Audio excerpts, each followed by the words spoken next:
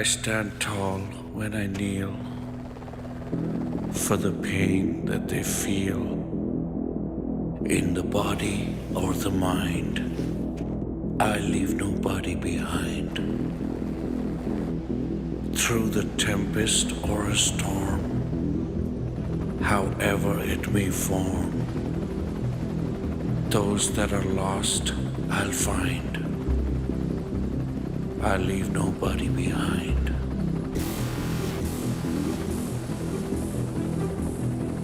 I lift them out of darkness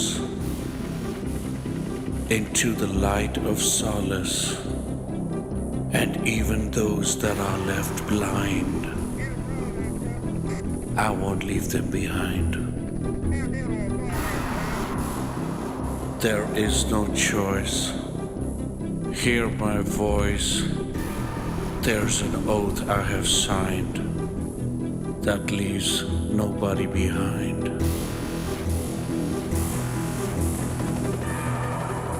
I keep the future in mind, so I can't leave anybody behind.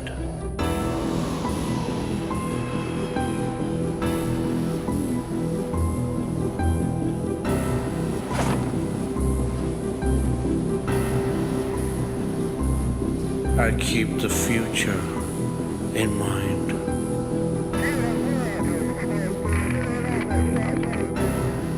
so I can't leave anybody behind.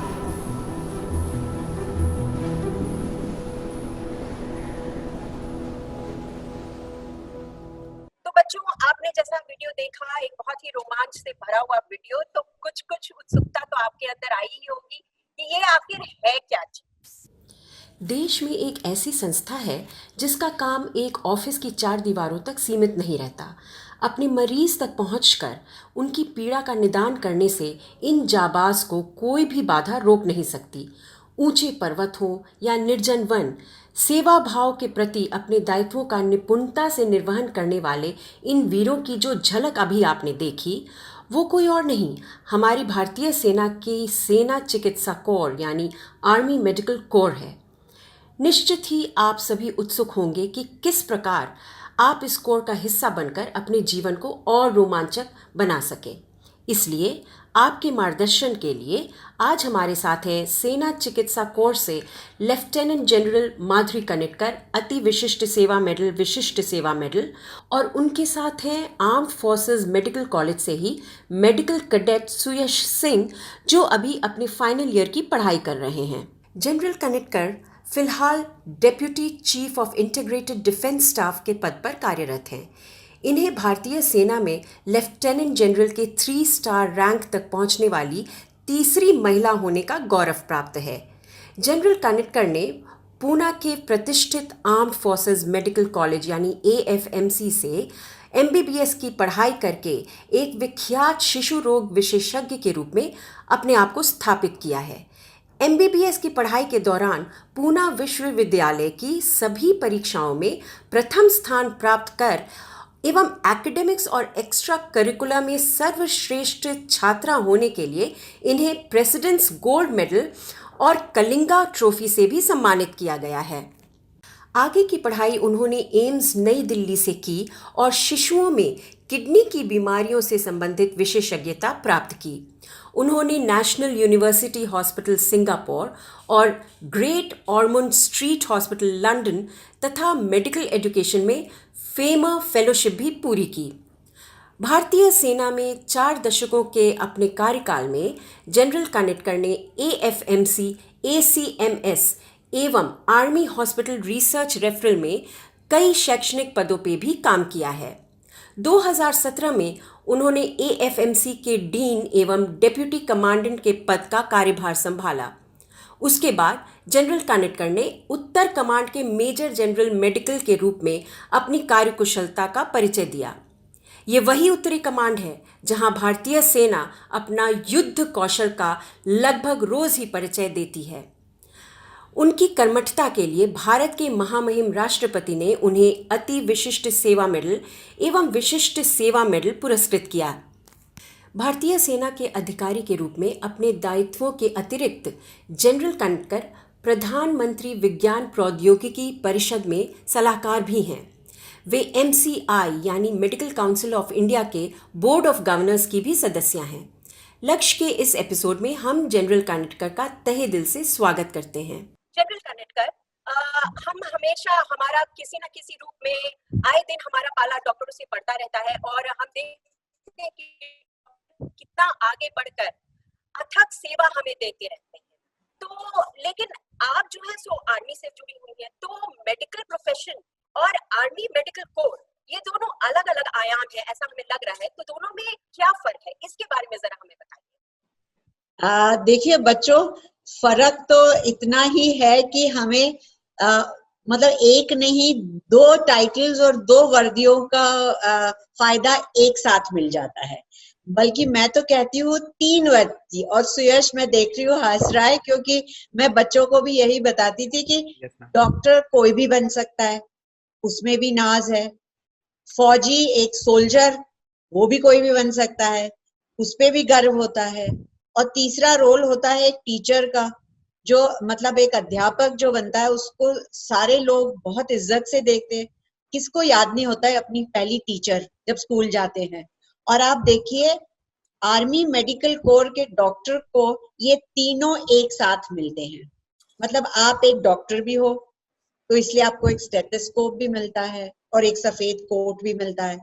आप एक soldier भी होते हो, इसलिए हमें combat की वर्दी मिलती है, यूनिफॉर्म आर्मी नेवी एयरफोर्स का मिलता है, और हमें बच्चों को पढ़ाने का भी शौक मिल जाता है, पूरा हो जाता है। तो हम टीचर, डॉक्टर, सोल्जर तीनों एक साथ होते हैं। अब इसमें गर्व नहीं होगा तो क्या होगा, है ना? यस मैम, आई थिंक मतलब एक पन तीन काज। बिल्कुल। हाँ सुयश, आप कुछ कह रहे थे? मैं तो कह रहा था ma'am, it's the best way to make the best use of this one life which we get. We have these 3 honours getting simultaneously.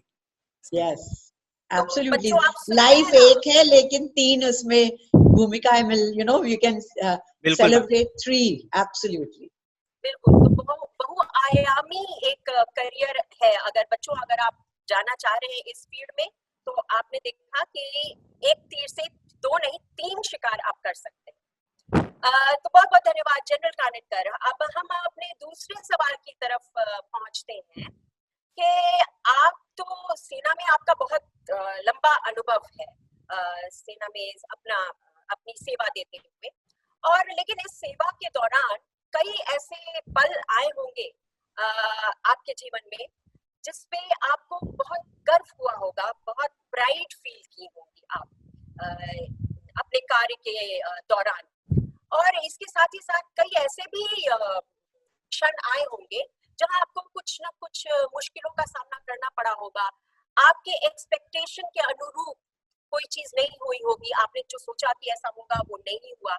तो ऐसे हम चाहेंगे कि हमारे बच्चों को आप ऐसी अपनी कुछ बातें बताएं, साझा करें। दोनों, मतलब जहां पे गर्व हुआ या बहुत खुशी हुई, ऐसे मौके भी बताऊंगी 1-2, और जहां पे लगा कि नहीं ये क्या मैं छोड़ दूं, ऐसा भी लगा। हताश होना ये तो नेचुरल है, लेकिन उसमें से भी निकल आना और भी आपको एक स्ट्रॉन्ग पर्सन बनाता है। तो पहली बात, अगर आप कहते हो कि जिसमें गर्व हुआ, तो मैं सोचती हूँ कि सबसे ज्यादा गर्व हुआ, मतलब एक मजे की बात है, शादी के फेरे में। अब आप पूछेंगे उसमें क्या है, सबको शादी करनी होती है और सबके फेरे होते हैं, तब मतलब उसमें गर्व क्या है। लेकिन मेरी शादी एग्जाम के 4 दिन बाद हुई। 12 नवंबर को मेरा मेडिसिन का वाइवा खत्म हुआ, 16 नवंबर को शादी। आप बताइए, 4 दिन के बाद। और मैं वेट भी नहीं करी कि रिजल्ट देखने के लिए। अच्छा, बात मजे की ये हुई कि फेरे चल रहे थे और पापा ने पंडित जी को एकदम से बोला कि 2 सेकंड रुकिए। तो सारे हम लोग रुक गए और सबको लगा कि अब क्या हो रहा है, ये फेरे हो रहे हैं और लड़की के पिताजी बोल रहे रुकिए, और भागे। उन दिनों में ये टेलीफोन वगैरह नहीं थे ना, एक टेलीग्राम आया था। मेरे मेडिसिन के प्रोफेसर जनरल अभी KJ शेट्टी थे, उनका टेलीग्राम है, कांग्रेचुलेशन आप फर्स्ट आई हो। आप देखो क्या मतलब, एक मुझे लगा कि ये तो दोनों हाथ में लड्डू, यहाँ शादी हो रही है और यहाँ फर्स्ट आने का मौका। तो ये एक बहुत अच्छा फीलिंग हुआ। और दूसरी बार जब बहुत अच्छा लगा जब मैं मतलब काफी ऊंचे ओहदे तक पहुंची थी, मतलब यहाँ वहां बातें चल रही थी, और एक दिन एक फोन आया मुझे, मेरी पीए बोली कि कोई स्वीटी बात करना चाहती है। तो मैंने कहा स्वीटी, समझ में नहीं आया। कहती नहीं, वो इंसिस्ट कर रही है। तो मैंने कहा लगा दो फोन। मैंने जब फोन उठाया तो ये कहने लगी कि मैडम आप मुझे भूल गई होंगी, लेकिन मैं पूरी जिंदगी, मतलब जैसी जैसी बड़ी होती गई, मम्मी पापा ने मुझे बताया कि तेरी जिंदगी एक मैडम ने बचाई थी। और ये लड़की वही थी जो 600 ग्राम की पैदा हुई थी और 7th मंथ में, और 1994-95 की, मतलब इतनी पुरानी बात है। तब तो इतनी सुविधाएं भी नहीं थी। और मुझे याद है 3 महीने मैं इस बच्ची को, जब सबने सोचा कि ये तो मतलब जिंदा रह ही नहीं सकती है, बल्कि माँ को डिस्चार्ज भी कर दिया था, लेकिन ये बच्ची बच गई थी। और इसलिए मैंने, क्योंकि ये छोटी सी 600 ग्राम इतनी सी एक किडनी ट्रे में पचा के लाई थी, और जब ये बच गई और 3 महीने बाद घर गई, तो मैंने मम्मी को उसको कहा इसका नाम पिंकी रखो, कैसी गुलाबी गुलाबी छोटी सी है। और उसके बाद मतलब मैं भी कहीं पोस्टिंग चली गई, आप देखिए इतने साल निकल गए। और जब इस लड़की का मुझे फोन आया, कहती है मैं वही पिंकी हूँ, मैंने बीएचयू से एमकॉम किया हुआ है, मेरी अभी शादी हो गई है। Oh my तो God, oh मुझे my God. जब इतने, मेरे तो रोंगटे खड़े हो गए, आंख में आंसू आ गए कि उस बच्ची को एक जन्म देने का, मतलब जिंदगी देने का कितना फायदा हुआ। तो ऐसे मतलब एक डॉक्टर की जिंदगी में ना ऐसे बहुत मौके आते हैं, और यही तो वजह है जिसमें हम गर्व के साथ मतलब डॉक्टरी का रोल निभाते हैं। तो ये हुई कुछ अच्छी बातें, कुछ नेगेटिव। और मतलब ये मैं बच्चों को जरूर बताना चाहूंगी कि जिंदगी में हर चीज अपने मन की जैसे नहीं होती है, और हमें उनमें से निकलना आना सीखना चाहिए। तो जिद से मैं फौज में ज्वाइन करी थी। मेरे मम्मी पापा कोई फौज में नहीं था, लेकिन मुझे एक वर्दी से जो लगाव हो गया, एक एएफएमसी कॉलेज का अट्रैक्शन हो गया, उसमें मैं चली गई थी। और फर्स्ट आने के बावजूद मैंने जिद करी कि मुझे फौज में नौकरी करनी है। और उसके बाद फौज के कुछ अपने रूल्स है, उस टाइम मैं समझ नहीं पाई, मैं 3 साल तक पीजी नहीं कर पाई। मेरी शॉर्ट सर्विस थी, उसके बाद पीसी, काफी उसके अपने हर एक सर्विस के अपने अपने रूल्स और कानून होते हैं।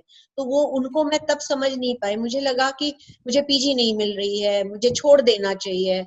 तो लेकिन अगर उस टाइम अगर मैं छोड़ देती तो शायद आज इस ओहदे तक नहीं पहुंचती। तो मैंने अपनी जहां पे मुझे पोस्ट किया वहां नौकरी करी, जो भी कठिनाई वो एक्सेप्ट करती गई।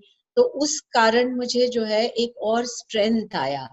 फिर जब काफी बार ऐसे हुआ कि पोस्टिंग्स हमारी साथ नहीं होती थी, अभी फौज में काफी अच्छा कर दिया है कि हस्बैंड वाइफ दोनों हो तो काफी हद तक एक साथ पोस्टिंग देते। हमारे लिए तो 36 इयर्स शादी के जो हुए, उसमें से 12 साल हम साथ थे और बाकी 24 साल मैं कहीं, हस्बैंड कहीं, मेरे साथ 2 छोटे बच्चे, उसमें नौकरी भी करना, घर का संभालना। तो काफी बार मतलब मैं सिर पकड़ के बैठ जाती थी कि ये तो मैंने क्या कर दिया, अभी छोड़ देना चाहिए। लेकिन हर बार या तो मेरे हस्बैंड, मेरे पेरेंट्स, मेरे इन-लॉज, मेरे कलीग्स, मेरे साथी, उन सब ने मेरा हौसला जो बढ़ाया, और लगी रही मैं। तो और जिंदगी में मुझे लगता है हमेशा एक प्लान बी बनाना चाहिए कि ये नहीं हुआ तो क्या जिंदगी खत्म होती है? नहीं होती है। अगर एक चीज अपने तरीके से नहीं हुई तो हम उसे दूसरा तरीके से देख सकते हैं। अभी आप देखिए कोविड का पैंडेमिक चल रहा है, उसको हम क्राइसिस बोल रहे हैं, लेकिन अगर हम दूसरी तरीके से देखें तो ये एक अपॉर्चुनिटी हो गई है। हम लोगों ने कितना कुछ सीख लिया, हमने कितनी कुछ अपनी हैसियत देख ली कि भाई हमारा देश बाकी कितने डेवलप देशों से कितनी अच्छी चीजें कर पा रहा है। तो हम हर क्राइसिस को अपॉर्चुनिटी में बदल रहे हैं। तो इसलिए मुझे लगता है कि बच्चों, आपको अगर मैं सलाह दूं तो आपको एक कांच का गेंद नहीं बनना चाहिए कि जो नीचे पटके तो वो टूट गया।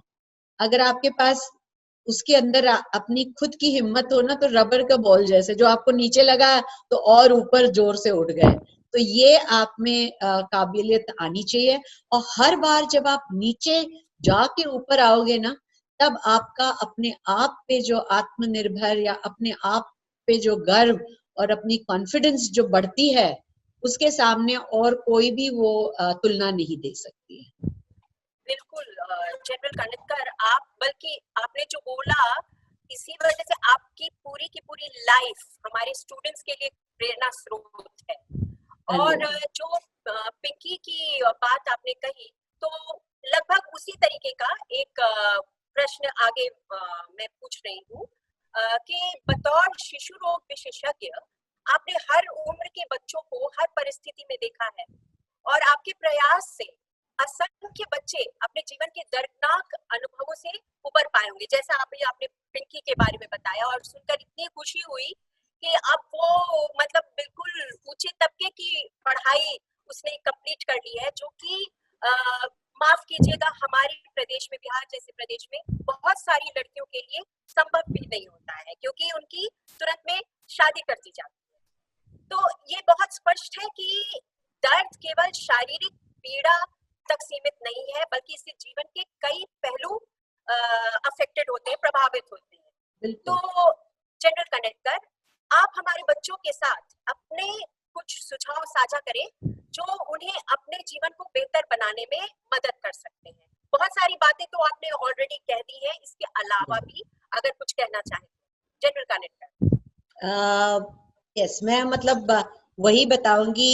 सुयश अभी हमारे साथ है, तो मैंने मतलब जैसे आपने कहा ना कि बहुत मेरे बच्चे ही बच्चे, एक तो मैं चाइल्ड स्पेशलिस्ट, तो मेरे घर में 2 बच्चे, मेरे वार्ड में हमेशा पूरे भरे हुए बच्चे थे। और जब मेरे अपने बच्चे दूर चले गए और पीडियाट्रिक से मैं एडमिनिस्ट्रेशन में आई, तो मुझे ऐसा हुआ कि जैसे 700 बच्चे मिल गए कॉलेज में, क्योंकि इतने स्टूडेंट्स आ गए। तो मैं सबको मतलब एक मेरे खुद बच्चे कहते थे कि मम्मा आप एक ना किसी रिकॉर्ड्स की तरफ वही चीज बताती रहती है, और उन बच्चों को कॉलेज में भी यही बताती कि लाइफ में एक बैलेंस होना चाहिए। मतलब आप कोई भी चीज करते हो तो एक ही चीज आप करते रहो और उसमें बहुत आगे निकल गए, तो उसका उतना फायदा नहीं होता है जो आपने हर पहलू को अगर आपने अपने आप में डेवलप करने दिया। तो इसलिए सबसे पहले मैं बच्चों को कहती हूँ कि fit mind in a fit body. तो आपके बच्चे आजकल फोन पे होती है, टीवी पे होती है, कंप्यूटर पे बैठ के होती है, तो एक्सरसाइज के तौर पे बहुत कम सुविधाएं होती है। तो इसलिए मैं सोचती हूँ कि हर एक बच्चे को एक और कॉलेज में भी मैं बताती थी कि आप अगर एक इंडोर आप अपनी पढ़ाई कर रहे हो, तो एक आउटडोर एक्टिविटी भी जरूर कर लीजिए। या तो आप ट्रैक पे जाइए, अपने दोस्तों के साथ बाहर घूमिए, आप कोई गेम ले लीजिए, आप कोई रनिंग कर लीजिए। तो शरीर को तंदुरुस्त रखना बहुत जरूरी है, तो ये हम भूल जाते हैं। बच्चे खासकर 7वीं 8वीं तक खूब करते हैं, कॉलेज में मैंने ये किया, मैंने बैडमिंटन खेला, और जैसे ही 9, 10th और 11th की तरफ जाते हैं ना, पेरेंट बोलते बेटा अभी पढ़ाई कर लो। अब उसमें क्या होता है कि बस किताबी कीड़े अगर बन जाते हैं ना, तो उससे मतलब शरीर में एक मोटापन आ जाता है, एक लेजीनेस आ जाती है, वो चुस्ती नहीं रहती है जो आप एक्टिविटी में रहो। तो ये भी जरूरी है। और उसके साथ साथ हॉबीज भी होनी चाहिए। या तो आप जैसे सुयश हंस रहा है, वो तो खूब बहुत बढ़िया ड्राइंग करता है, और मुझे हर एक बच्चे का पता होता था कि किसको क्या और आती है। तो ये जो है बहुत जरूरी है, क्योंकि आपका मन एक ही चीज में लगा रहेगा तो मतलब ऊब जाएगा। आपको और भी होनी चाहिए। और मेडिकल, खासकर अगर आप मेडिकल की प्रोफेशन लेना चाहते हो, तो मेडिसिन में स्ट्रेस है। आप हर पेशेंट के साथ आपके ऊपर स्ट्रेस आता है, क्योंकि आप लोगों की जिंदगी के साथ आप हैंडल कर रहे हो। उनकी सारे मतलब एक डॉक्टर को पेशेंट जब डॉक्टर भगवान जैसे समझता है, तो आपके ऊपर एक बहुत बड़ी जिम्मेदारी आती है। उस जिम्मेदारी निभाने के लिए आपको आपके बाकी मन को भी डेवलप करना चाहिए और हॉबीज भी रखनी चाहिए। तो ये भी बहुत जरूरी है। तो मैं कॉलेज में बच्चों को कहती थी ना कि आप जिंदगी को एक 80-20 प्रिंसिपल बना लो। 80% अगर आप अपना पढ़ाई कर रहे हो, तो 20% बाकी चीजों में भी लगो, तो ये बहुत अच्छा होता है। बिल्कुल सही आपने मशवरा दिया, और हम चाहेंगे कि हर बच्चा इस मशवरे पे विचार करे और कायम रहे। जनरल कनेक्टर, अगले प्रश्न में जाने के पहले एक बहुत समय से मेरे दिमाग में ख्याल आ रहा है, आपने जैकेट पे कुछ फूलों जैसा कुछ तमगा कुछ लगाया हुआ है, उसके बारे में वो क्या है? अच्छा अच्छा, ये हाँ तो हाँ, ये फूल ये है, ये कॉलेज का लोगो का फूल है। और अच्छा, मैंने आज की इंटरव्यू के लिए वो ये भी आप देखिए कि मैंने बेज कलर की साड़ी और मरून कोटी पहनी हुई है, क्योंकि ये हमारे कॉलेज कलर्स है। और मैं ओके, एक छात्र थी एएफएमसी की, तो जी, ये जो रंग है ना, वो मन जी, में बैठे हुए हैं और कॉलेज के साथ इतना लगाव है कि आज भी लगता बिल्कुल, है कि अगर कॉलेज के लिए मतलब कॉलेज के बारे में मैं बोल रही हूँ तो मेरे को उसी कलर रंग के कपड़े पहनने चाहिए और उसी कॉलेज का फूल लगा के गर्व महसूस होता है। Okay, very nice, thank you general connector. अब इस बात को तो नकारा नहीं जा सकता कि आप भारत की तीसरी महिला है जो लेफ्टिनेंट जनरल के पद पर आसीन हुई है, और अति विशिष्ट सेवा मेडल, विशिष्ट सेवा मेडल और न जाने कितने सारे पदों से आपको और मेडल से आपको नवाजा गया है, रैंक। तो मेरा अब अगला प्रश्न है, आपका जो संदेश होगा हमारे राज्य की, हमारे देश की बेटियों के लिए।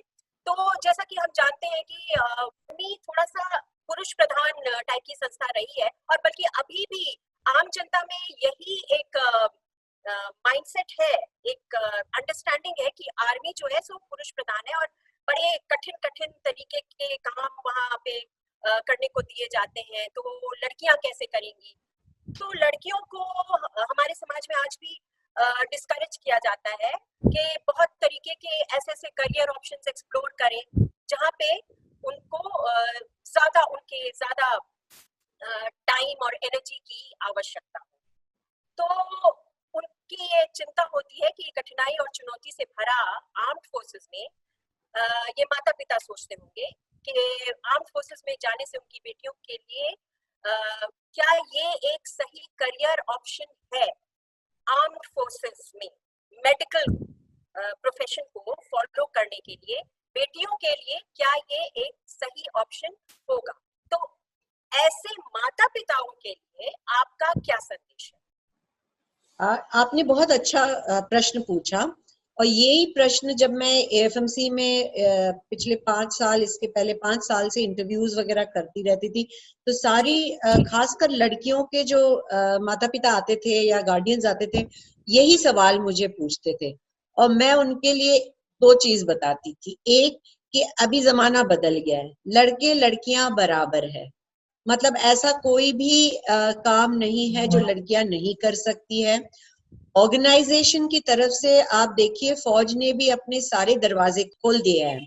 पहले जो है सिर्फ डॉक्टर्स और नर्सेस लेडीज आती थी, लेकिन अब जो है सारी फैसिलिटीज, बाकी जो आर्म सर्विसेज, पायलट्स तक भी लेडीज आ गई हैं। सुप्रीम कोर्ट ने उन्हें कमांडेंट्स की पोस्ट देने का भी परमिशन दे दी है। तो इसलिए ज्यादा लड़कियां आ सकती है, और जो आ चुकी हैं वो अपने आप को बहुत काबिल प्रूव कर रही है। वो हर चीज, क्योंकि आर्म फोर्सेस ऐसा ऑर्गेनाइजेशन है जहां पे कैपेबिलिटी पे ज्यादा ध्यान दिया जाता है, जेंडर पे फर्क नहीं पड़ता है। नहीं तो शायद मैं भी, अगर आप कहो कि भाई इतनी कम लेडीज क्यों हैं, आप ये हाँ, हाँ, पूछ सकती हो कि भाई फिर इतनी बिल्कुल आप सिर्फ वाजिब सवाल तीसरी है। कैसी हो। वजह हाँ, ये है कि ज्यादातर लोग अभी भी पेरेंट्स वैसे ही सोचते गए, तो इसलिए बिल्कुल, इतनी लड़कियों को आने नहीं दिया। लेकिन अब बदल गया है। अब जी, जितनी लड़कियां ज्वाइन कर रही हैं, तो आगे आप देखेंगे कि ऊंचे हद तक भी, ऊंचे ओहदे पे भी लेडीज बहुत पहुंच जाएंगी। लेकिन ये जरूर जरूर है कि जैसे एएफएमसी में हम सिर्फ 30 लेडीज लेती हैं। हालांकि लड़कों ने कहा था, सुयश याद है जब मैं डीन आई थी, पहली महिला डीन, तो उन्होंने कहा, आप लेडीज और लड़के काफी खुश थे कि शायद लड़कियां और आ जाएंगी। क्योंकि ओके, हमेशा लड़कों का कंप्लेन रहा है कि भाई हम इतने ज्यादा है और लड़कियां बहुत कम है, तो थोड़ा सा राइट, मतलब घुमाने फिरने के लिए लड़कियां कम हो जाती है ना, तो इसलिए अच्छा, उनको लगता है अच्छा, हाँ, गर्लफ्रेंड्स कम हो जाती है, रेशो कम हो जाता है, तो इसलिए वो कहते हैं कि हमेशा लड़कियां ज्यादा। तो उन्हें लगा कि भाई महिला डीन आई है तो शायद सारी लड़कियां ही लड़कियां आएंगी। हालांकि मैंने 25 से 30 जरूर करवाई, लड़कियां थोड़ी बढ़ा दी, लेकिन अभी पूरी इसलिए नहीं क्योंकि अभी भी जो एम्प्लॉय कुछ जगह है, मतलब हम हैसियत में, कैपेबिलिटी में, काम में हम बराबर है, लेकिन कुछ जगह है जहां पे हम नहीं जा सकते, जैसे बहुत ही हाई ऑल्टीट्यूड और कठिन जगह जो है उसमें अगर हम लेडीज, क्योंकि अभी भी वहां की लोकल तैयारियां इतनी नहीं है, जैसे बाथरूम्स है, ये काफी चीजें, लॉजिस्टिक्स जो है वो जरूरी है, इसलिए लेडीज की एम्प्लॉयबिलिटी अभी फौज के पास, उनकी कैपेबिलिटी कम नहीं है लेकिन सुविधाएं कम है, और इसलिए कम लेडीज हम लेते हैं। और हमने आर्म फोर्सेस में रेशो रखा है कि अगर 100 डॉक्टर होंगे तो 25 से ज्यादा हम लेडीज नहीं रखेंगे। तो अभी, और वो भी धीरे धीरे बदल जाएगा जैसे लेडीज और ले पाएंगे। लेकिन इसकी वजह ये भी है कि लेडीज को थोड़ी प्रॉब्लम जरूर होती है, और जैसे डिलीवरीज है, बच्चों को बड़ा करना है, तो फील्ड पोस्टिंग्स आगे जाके एम्प्लॉयबिलिटी रिस्ट्रिक्शन जरूर होती है। तो और ये ऑर्गेनाइजेशन समझता है और लेडीज को सपोर्ट करता है। और दूसरी बात है, रही बात अगर नौकरी करनी है, तो मैं हर पेरेंट्स को यही बोलती थी कि अगर आपको बेटी से नौकरी करने की इजाजत देनी है और उसने कहीं नौकरी करनी है और उसने घर के बाहर निकल के दूर कहीं जाके नौकरी करनी है, और फिर भी अगर आपको चैन की नींद सोनी है, तो प्लीज उसे फौज में भर्ती करिए, क्योंकि वो फौज में जितनी सिक्योर है, फौज देश की रक्षा करता है, उसके साथ लेडी की तो बहुत इज्जत करता है। तो इसलिए मैं कहती हूँ वो आप बिल्कुल ना घबराइए, उसे आपके मन की शांति के लिए उसे फौज में भेज दीजिए। ओके, बल्कि आपने एक बहुत अच्छी बात कही, U turn the narrative upside down. लोग समझते थे कि सेफ नहीं है फौज में लड़कियों का जाना, आपने बल्कि उसको और पूरा ही उल्टा किया, पर्सपेक्टिव ही चेंज कर बिल्कुल दिया कि अगर बिल्कुल कोई प्रोफेशन सेफ है तो वो फौज है लड़कियों के लिए। तो बिल्कुल ये तो मतलब माता पिता के लिए बिल्कुल it should be music to their ears, yes मुझे लगता है। और यस इसको एक सीरियसली एक बहुत ही इम्पोर्टेंट विकल्प बनाकर लड़कियों के सामने पेश करना चाहिए, और पेरेंट्स को लड़कियों को और प्रोत्साहित करना चाहिए कि वो आए और बिल्कुल फौज में भर्ती हो। जनरल कानेटकर, अब हम आपके alma mater Armed Forces Medical College के बारे में थोड़ी सी बात करेंगे, आपसे जानना चाहेंगे, ठीक है? तो हम सब अपने अपने स्कूल या कॉलेज या कोई भी प्रोफेशनल इंस्टीट्यूशन जहाँ से भी पास होते हैं, उससे एक अलग ही तरीके का लगाव होता है, एक प्यार होता है, एक नॉस्टैल्जिया होता है, और हम लोग एलुमनाई मीट करते हैं और पता नहीं क्या क्या करते हैं और एक दूसरे से जुड़े रहते हैं। और आपके पास तो ये भी एक अनुभव है कि आपने सिर्फ ना वहां से पढ़ाई की, बल्कि उस कॉलेज की आगे चल के आप डीन बनी और डिप्यूटी कमांडेंट के तौर पे वहां का नेतृत्व किया। तो इस सिलसिले में आपसे आपका अनुभव जानना चाहेंगे, जनरल कानेटकर। बिल्कुल। अगर आप कहो तो मतलब हर एक की जिंदगी में जैसे कहते हैं कि सबसे स्वर्ण पल या सबसे अच्छे पल अगर है, तो वो जिस दिन मुझे याद है जब मैं मेजर जनरल के लिए सिलेक्ट हो गई थी और मेरे डीजी ने कहा कि कहीं आप जाना चाहती हो, कोई स्पेसिफिक हो, तो मैंने सिर्फ एक कही, मैंने कहा अगर सर आप डीन भेज सको तो मैं वो करना चाहूंगी, और अगर वो नहीं तो मुझे इंडिया में कोई भी पोस्ट दे दीजिए, मैं जाने को तैयार हूँ। तो ये था। और दूसरा मुझे आज याद आ रहा है जो मैं कोट करूंगी, एक स्टूडेंट्स मैगजीन होती है, सुयश क्या धनवंतरी होता है आपकी, जो धनवंतरी ना, जो स्कॉडेट मैगजीन। तो मुझे याद है कुछ साल पहले मैं जब एक अध्यापिका थी, प्रोफेसर थी पीडियाट्रिक्स में कॉलेज में, तब मुझे उन्होंने कहा था कि एक आर्टिकल लिखिए, और उसकी कॉपी मेरे कंप्यूटर पे मिली, जिसमें उसका मैंने टाइटल दिया था love at first sight. Okay. हाँ और वो आर्टिकल मुझे मतलब आप जब कह रही हो ना, तो मुझे याद आया कि वो मैंने स्टार्ट ऐसे ही किया था कि मैंने फौज ज्वाइन किस लिए किया, मतलब ये नहीं कि मुझे फौज से, मतलब मेरा कोई बैकग्राउंड नहीं था। मैं 12th स्टैंडर्ड के लिए मेरे पापा पोस्ट रेलवेज में थे, पोस्टेड थे लखनऊ में, और पढ़ाई आगे की 12th स्टैंडर्ड के लिए मुझे हॉस्टल में पूना में रखा था। तो मैं वहां से मैंने एएफएमसी का तो नाम भी नहीं सुना था, क्योंकि उन दिनों में कोई एंट्रेंस एग्जाम की बाकी इसमें नहीं था, और मेरी सीबीएसई में रैंक होल्डर थी, तो मुझे पता था कि जो पूना का मेडिकल कॉलेज है उसमें मेरे को एडमिशन तो मिल ही जाएगा। तो और मेरी एक सहेली थी जो बाद में वो भी एयरफोर्स में ज्वाइन करी, मेरी रूममेट थी। उसने कहा चल एक कॉलेज दिखाती हूँ, तूने देखा है? मैंने कहा नहीं देखा। और मैं वो देखने गई एएफएमसी, और इतनी मतलब सरप्राइज हो गई कि ऐसी भी कोई जगह है इंडिया में जहाँ पे इतने बड़े, लव एट फर्स्ट साइट हो गया। एब्सोल्युटली, और जहाँ पे स्टूडेंट सब बड़े मजे से साइकिल पे घूम रहे हैं, और उन दिनों में मोटरसाइकिल किसी के पास होती ही नहीं थी। अब बच्चे Okay. कंप्लेन करते हैं, सुयश आप लोगों को तो पता नहीं, लेकिन जब चेंज किया ना, मोटरसाइकिल्स निकाल के साइकिल्स लगाई, तो बच्चों ने बहुत क्रिप किया कि क्या है हमें साइकिल, लेकिन हमारे दिनों में हम सभी साइकिल चलाते थे। तो मैंने देखा सबने एक यूनिफॉर्म पहना हुआ है, बाकी कॉलेजेस में कोई यूनिफॉर्म नहीं था, और इतनी फैसिलिटीज, मतलब हर चीज वहां पे, ग्राउंड थे, और मैं स्पोर्ट्समैन थी। मैंने देखा इतना बड़ा ग्राउंड है, इतना बड़ा बास्केटबॉल का कोर्ट है, बैडमिंटन है, स्विमिंग है। तो मैंने कहा ऐसा भी मतलब कोई डॉक्टर, तो मैंने उस दिन तय कर लिया कि जिसको इंग्लिश में कहते हैं, मैं सिर्फ डॉक्टर नहीं, I will not only become a doctor, I will enjoy becoming the doctor. तो इसमें That फर्क is है। very important, That is Madhuri why, ji. and That is that very was the important. day I made up my mind, और मैंने चुपचाप form भरा, parents को बताया भी नहीं, एग्जाम दिया, और जब सिलेक्ट हो गई तो पापा से जिद करी। पापा ने बहुत मना किया, मानी नहीं, और मैंने कहा नहीं यही हाँ, जाऊंगी। और दूसरी बात ये हो गई कि मतलब ये आपसे सीक्रेट क्या मतलब छुपाना, बता दूंगी कि मैं उसी टाइम 12th में थी, तो मेरे हस्बैंड के साथ मुलाकात हो गई, वो एनडीए से पढ़ रहे थे। तो वो भी Okay. मैंने देखा कि इतना बाकी लड़कों से ये मतलब जो आर्म फोर्सेस के है वो कितने स्मार्ट है। अब सुयश देखो कितना स्मार्ट हो गया, जब आया था इतना नहीं होगा। तो ऐसी लड़कियां काफी इम्प्रेस हो जाती है। हंस रहा है वहां से। ये भी एक जो होती है ना लव एट फर्स्ट साइट में, ये सारा मतलब it was college which got me into the army, not army which got me into the college. So I Okay. Think that will remain. And इसलिए जब उसकी डीन बन के गई ना, तो मन में एक सपना था कि इसको मतलब मैं और ऊंचा कैसे उठाऊं, इसके मतलब मैं जितना भी करूं, जैसे अपना होता है ना, उसके लिए हम ये नहीं सोचते कि मतलब ये नौकरी है। तो मैंने कभी वो जो 2 साल मैंने 2.25 साल डीन थी, मैंने उस जॉब को कभी अपनी नौकरी नहीं समझा, कभी अपना जॉब नहीं समझा।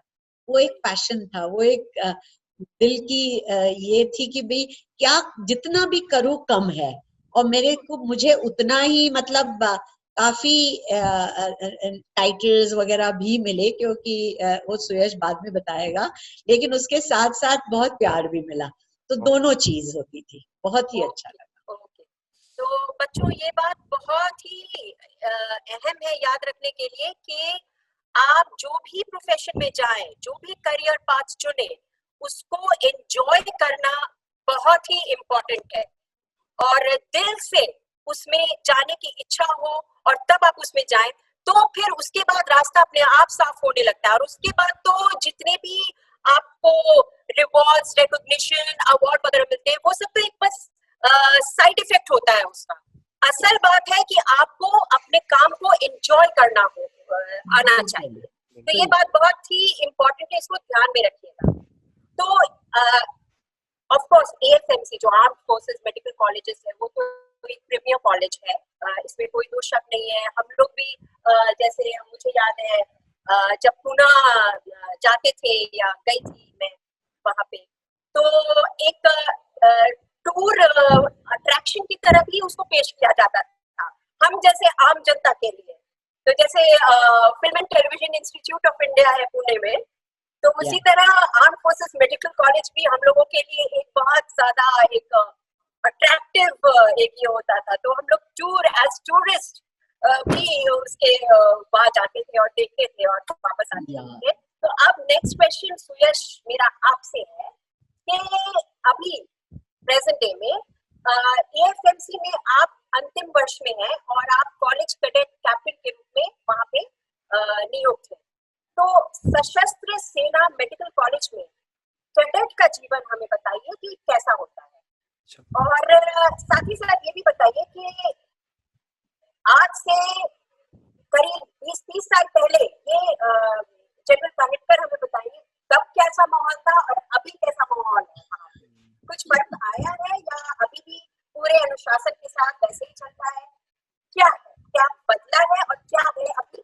तो आज के बच्चे अगर वहाँ जाना चाहें तो सुयश आप बताइए कि वो क्या एक्सपेक्ट करें? हाँ, आर्म्ड फोर्सेस मेडिकल कॉलेज में जो एक कैडेट का जीवन होता है एक आम या एक सिविलियन मेडिकल कॉलेज से बहुत डिफरेंट होता है। जैसा कि अभी तक आपने सुना मैम को, आपको एक झलक मिल ही गई होगी कि कैसा जीवन होता होगा, क्योंकि कॉलेज का एम बस एक डॉक्टर बनाना नहीं है, डॉक्टर के साथ एक लीडर, एक सक्षम आर्मी ऑफिसर भी बनाना है। तो मेडिकल एजुकेशन हमारी ट्रेनिंग का एक अहम हिस्सा है, बट उस तक सीमित नहीं है। हमें हमारे ऑलराउंड पर्सनालिटी डेवलपमेंट के लिए हमें बहुत प्रोत्साहित किया जाता है कि हर प्रकार के एक्स्ट्रा करिकुलर एक्टिविटीज में हम भरसक पार्ट ले सकें, जिससे कि हमारी पर्सनालिटी अच्छे से डेवलप हो सके। सो जैसा कि मैम ने बताया, आप जिस स्पोर्ट में आप रुचि रखते हैं, जिसमें आप आगे अच्छा करना चाहते हैं या फिर जिसे सीखना भी चाहते हैं, उसके लिए हर प्रकार का अवसर वहाँ पे मौजूद है। जिस भी एक्स्ट्रा करिकुलर एक्टिविटीज में आपकी इंटरेस्ट है, जैसे कि आर्ट्स है या फिर डिबेटिंग, क्विजिंग, हर किसी के लिए एक डेडिकेटेड क्लब वहाँ पे मौजूद है, जिसमें कैडेट्स बहुत इंटरेस्ट लेके पार्ट लेते हैं और अपने आप को सुधारते हैं दिनों दिन, जैसी कि अपॉर्चुनिटीज मिल सकें। उसके अलावा इस सब के लिए एक बिल्कुल विश्व स्तरीय इंफ्रास्ट्रक्चर कॉलेज में अवेलेबल है। आप माउंटेनियरिंग करना चाहते हैं, आप स्कूबा डाइविंग करना चाहते हैं, हर किसी के लिए आपको कॉलेज अपने एडवेंचर क्लब के थ्रू जो है अपॉर्चुनिटी प्रोवाइड करेगा। I think this is rare, बाकी इंडिया के दूसरे कॉलेजेस में आप ऐसा एक्सपेक्ट नहीं कर सकते हैं। सुयश, आपको पता है मैंने हॉर्स राइडिंग, जब मैं वहां स्टूडेंट थी तब मैंने हॉर्स राइडिंग सीखी थी, मैम, नहीं तो और कहीं किसी मेडिकल कॉलेज में मेडिकल थोड़ी कॉलेज सीख में तो पाती। एक्सपेक्ट करना बहुत बिल्कुल। मुश्किल है और हॉर्स। आगे आगे के जो छात्र आएंगे उनके लिए पता है इंडोर स्पोर्ट्स स्टेडियम की भी नींव डाली गई है और नया ह्यूज इंडोर स्पोर्ट्स स्टेडियम बनने वाला है। हाँ, तो जैसा मैम ने कहा कि इतना एक्स्ट्रा करिकुलर एक्टिविटीज अवेलेबल है, इसका ये मतलब नहीं है कि हमारा फोकस पढ़ाई से हट जाता है। वो 80-20 फॉर्मूला हम लोग अप्लाई करते हैं, और एकेडमिक एक्सेलेंस तो वो नॉर्म है हमारे यहाँ, कोई एक्सेप्शन नहीं है।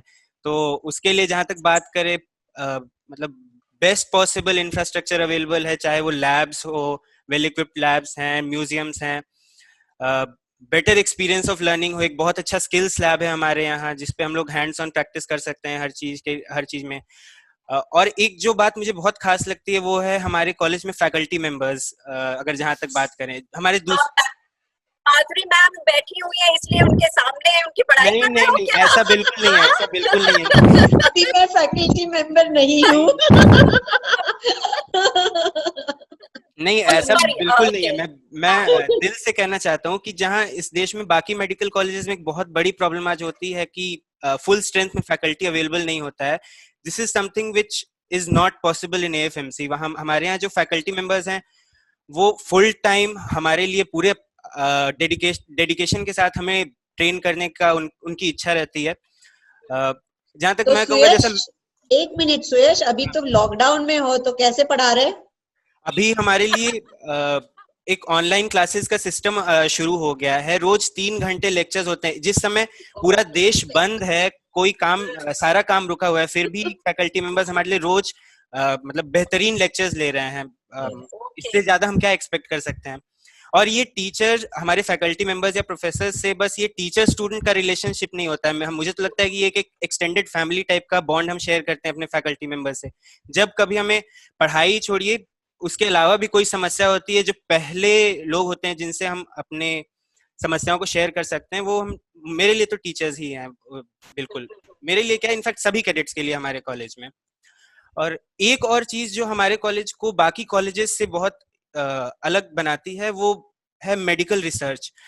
अंडर ग्रेजुएट लेवल पे मेडिकल रिसर्च को हमारे कॉलेज में बहुत प्रोत्साहन दिया जाता है। कैडेट को फर्स्ट ईयर से ही उसकी क्षमता और उसके रुझान के अनुसार ऐसा कहा जाता है कि आप जैसा भी आप चाहें उस हिसाब से आप मेडिकल रिसर्च में अपने लेवल पे जो कंट्रीब्यूट कर सकते हैं, जो सीखना चाहे सीख सकते हैं, और इसमें भरपूर सहयोग मिलता है हमारी फैकल्टी मेंबर्स की ओर से। तो this is what I love the most about my college. And अब आपकी पोल सुयश अब जनरल कनेक्टर ही खोलेंगी कि क्या बदमाशियां करते थे कॉलेज में और कैसे आपको डांट पड़ती थी, ये सब हम जनरल कनेक्टर से जानना चाहेंगे। अब मगर मैं आपके साथ शेयर करूं कि आज ही मैं ट्रेनिंग ऑफिसर के साथ ना बात कर रही थी, कुछ चीजों के लिए कॉलेज से लेना था। तो वो कहते हैं मैडम बिल्कुल मजा नहीं आ रहा है, कैडेट्स ही नहीं है, मैं ना किसी को डांट पा रहा हूँ, ना मैं किसी को फाइन कर पा रहा हूँ, ना कोई शरारत हो रही है। ऐसा सूना कॉलेज कभी हुआ ही नहीं है। तो हम लोग ये भी आप समझ सकते हो कि वहाँ क्या चलता है। हम लोग जब कॉलेज में थे तो हमें हमेशा ये डर रहता था कि अच्छा फाइन लग सकता है, ये लग सकता है। अब जब इतने दिनों से घर पे आप सोचते हैं किसी तरह से बस कॉलेज पहुंचा दो, ठीक है फाइन लगे, कोई शैतानियों पे चलेगा, लेकिन बस कॉलेज पहुंचा दो किसी तरह से। हम तो बस ये आजकल यही और मुझे हमें मतलब कुछ बच्चों को कुछ चीजें हो जो चल रही है, उनको लगता है फैकल्टी को पता ही नहीं है, लेकिन उन्हें ये नहीं पता होता है कि भाई फैकल्टी खुद भी वहां स्टूडेंट थी, तो उन्होंने भी कुछ चीजें करी हुई है। तो और कितना मतलब जिन चीजों पे कि हम लोग भी जो है अपना सिर मोड़ लेते हैं कि चलो हमें पता है क्या हो रहा है। और जहां तक मतलब अगर मैं उनको कहती थी कि मेरा काम है दो चीजों में ना, आप गुडी गुडी नहीं हो सकते, आप मतलब सिर्फ अच्छे अच्छे नहीं हो सकते।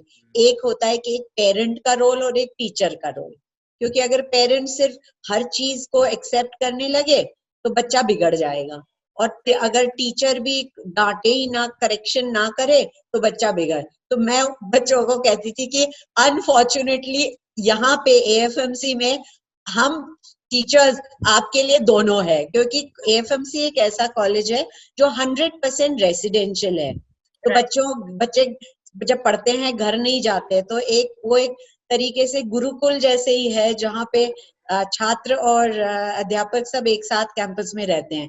तो इसलिए हमें उनकी थोड़ी शरारत एक्सेप्ट करनी पड़ती है, जैसे हम अपने बच्चों का करते हैं, और बाकी टाइम अगर रास्ता गलत जा रहा है तो उन्हें फट से सीधे रास्ते पे लाना भी पड़ता है। तो ये एक डबल डबल रोल होता है। बिल्कुल। ओके, तो सुयश आप बताइए कि ऐसी कुछ क्या शरारतें की आपने कॉलेज में जिससे आपको जनरल कंडक्टर की फटकार मिली? कॉलेज में जहां तक मुझे याद है कि सबसे बड़ी समस्या होती है कैडेट्स को अटेंडेंस की। तो जब इतना फोकस एक्स्ट्रा करिकुलर्स पे होता है तो कुछ लोग सोचने लगते हैं, ढीले पड़ जाते हैं हल्का फुल्का। बट जब जिस दिन मैम ने डीन का पदभार संभाला था, तो अपने पहले लेक्चर में मैम ने क्लियर कर दिया था कि there are some negotiables, some non negotiables. अच्छा, याद है। बिल्कुल मैम। तो इसलिए अटेंडेंस को लेके फटकार लगती रहती थी। अटेंडेंस मैम का नॉन नेगोशिएबल था। आप जो करना है करिए, जिस फील्ड में एक्सेल करना है करिए, but that will not be at the cost of your studies on your attendance. तो एक ये था जिसपे फटकार लगती रहती थी। बाकी सुयश, याद है वो एक आप ही की बैच की थी या जूनियर थी? सोशल में मेरी नकल उतारी बच्चों ने, अब दूध मांगोगे तो खीर दूंगी, और बाकी क्या था, एनटीडी मांगोगे तो चीर दूंगी। और एनटीडी ये बच्चों का एक ये था कि नॉन ट्रेनिंग डे, यानी कि छुट्टी मांग लो। अब हर चीज पे जो भी कोई भी इवेंट हो गया, उसके बाद सब कैसे चिल्लाते थे सुयश, एनटीडी मतलब वो एक नॉर्म जैसा होता था कि इतना रिगरस ट्रेनिंग है एजुकेशन का, तो जब भी मौका मिले मैम सामने है बस कूद पड़ो कि मैम एनटीडी, आज तो एनटीडी मिल ही जाए किसी तरह से। तो और मैम बहुत अच्छे से बोलती थी कि हंसते हंसते आती थी, और फिर ऐसे बिल्कुल। सुयश, मैम को उन लोगों को बताओ तो मेरा नाम क्या रखा था आप लोगों ने? मैम जब मैम हमारे यहाँ डीन थी, तो हम लोग इतना एक्सपेक्ट करते थे कि मैम जो है हमें एनटीडीज देंगी और छुट्टियां देंगी, बट मैम आती थी स्वीट से ऐसे करके चली जाती थी, और बहुत कड़ा शासन रखता था मैम का, नेगोशिएबल्स नॉन नेगोशिएबल्स। तो मैम, बच्चों ने या मेरे सारे कैडेट्स ने बहुत फॉन्डली मैम को नाम दिया था, निकनेम राजमाता। और वो और फिर उन्होंने एक नाटक भी किया था। हाँ, नाटक भी जिसमें किया। जैसे गब्बर सिंह नहीं बैठता है, वैसे कुर्सी पे 2 स्टार लगा के एक लड़की बैठी थी राजमाता, और सब कैडेट्स की ऐसी पेशी हो रही थी। आज तक मुझे इतना अच्छा लगा। अच्छा, जो बच्चे सुन रहे हैं उनके ये इसको नकल करने के लिए नहीं है, ये बस सुनने के लिए है। ऐसा ना हो कि आप आगे जाकर अपने हमने किसी टीचर का कोई नाम डाले और Yes. मजाक बट ये बनाए, बिल्कुल ये निकनेम बहुत मकसद नहीं था। निकनेम बहुत फॉन्डली रखा था लोगों ने। मैम को कैडेट्स बहुत मानते थे, बहुत प्यार करते थे। मैम के लिए लोग कविताएं लिखते थे, छोटी छोटी खूबसूरत सी, जो आज तक हम लोग जो है सेव करके रखते हैं। बिल्कुल। कोई कविता याद है सुयश जो आप लोगों ने लिखी होगी? मैम आप सुना दीजिए। ये ऋतिक राय की कविता पेश करने जा रही हूँ। इरशाद। या इस कॉलेज के दिन जाते हैं मस्ती में, राजमाता की बस्ती में, ढलती शामों की हस्ती में, हाथ उठाकर मध्यम मुस्का के, नटखट अंदाज में फिंगर दिखा के, बातें जो बतलाती है वो याद सदा रह जाती है। हम जितनी बातें आज करें वो सारी कम रह जाएंगी और इस कॉलेज की मान प्रतिष्ठा ऊंची और हो जाएगी। खेल कूद में आगे है, त्योहार संग मनाती है, जब मैम चले है वर्दी में तो थोड़ा सा इखलाती है। मंच पे आके हमको बहला के एक छुट्टी काट चली जाती है, पर इनको अपना डीन बता के बात गजब हो जाती है। सफर चुना है ऐसा कि आज यहाँ कल वहां गए तो दुख कैसा कि दूर हो गए, जब बातें हैं और यादें हैं, और मिलना चाहेंगे फिर से, थोड़ा बढ़कर थोड़ा सजकर, कुछ करना चाहेंगे हम भी, बिल्कुल आप जैसा बनकर। बिल्कुल एक्चुअली देखा जाए तो बहुत ही सुंदर कविता है। बहुत सुंदर, माधुरी जी, बहुत बहुत सुंदर। सुंदर कविता है। तो इसलिए बहुत इनकी साहित्यिक। जो नटखट ये थे उन सब में इतना प्यार था कि मतलब मुझे बहुत अच्छा लगता था, बहुत ही बढ़िया। अच्छा, अभी आप दोनों से सवाल है हाँ, और दोनों में से कोई छुपाएगा नहीं, ठीक है? ओके, हाँ। आप दोनों की रैगिंग हुई कि नहीं और कैसी हुई ये बताइए।